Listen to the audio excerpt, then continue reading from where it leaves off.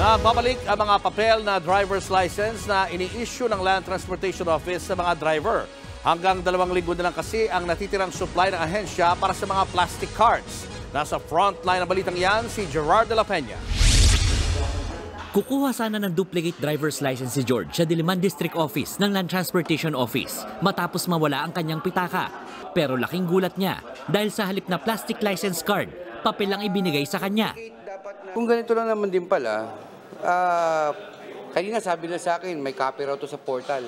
Di ba? Kung at the first place alam ko yun, hindi dapat nag-login na lang ako sa portal, pinrint out ko na lang ito. Hindi pa ako gumastos ng 200 plus para lang dito, di ba? Si Ellie naman, nag-renew ng kanyang lisensya para may magamit na valid ID. Pero computer printout lang din ang ibinigay sa kanya. Kanina nga nag-ano ko na, bakit papel pa rin? Sabi daw po, March daw po, April, pero hindi pa po sure. Aminado ang LTO, kulang pa ang plastic card sa ngayon, kaya papel na lisensya pa rin ang kanilang ibinibigay. 270,000 license cards na lang ang natitira ngayon.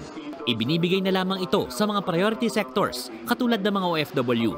Sa pagtataya ng ahensya, tatagal na lang ito hanggang sa susunod na 2 linggo. Kaya pagdating ng Pebrero, posibleng tuluyan na silang walang maibibigay na license cards. Ang tinitingnan ng LTO ngayong solusyon, agency-to-agency procurement. Sa ilalim niyan, bibili ang DOTR ng license cards mula sa government printers gaya ng National Printing Office, Apo Production Unit o sa Bangko Sentral ng Pilipinas. Balak ng LTO na umorder ng 6 na milyong cards na sasapat sa loob ng 1 taon. Ang tanong na lang ngayon ay kung kaya ng government printers ang demand at specifications para sa driver's license. We have requested them to submit quotations kung gagawin nila yung ating lisensya. So I think this will be the fastest way and the most transparent and ganun tayo sa gobyerno, no? Transparent and open to all. No? Sa pinakahuling bilang, may backlog pa ang LTO na mahigit 2 milyong cards. Kung tutuusin, kaya na yang saluhin na nakaabang na 4 na milyong license cards na donasyon mula sa Philippine Society of Medicine for Drivers. Pero hinihintay pa ang opinyon ng Office of the Solicitor General kung maaari nang gamitin ito.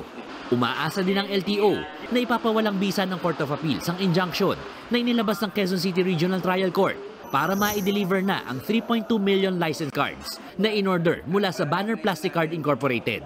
Kung hindi lahat ito umubra, saka pa lamang magpapabid ang LTO sa mga pribadong grupo.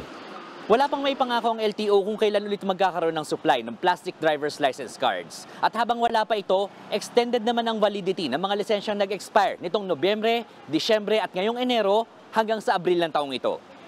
Nagbabalita mula sa Frontline, Gerard de la Peña, News 5. Mga kapatid, Julius Babaw po.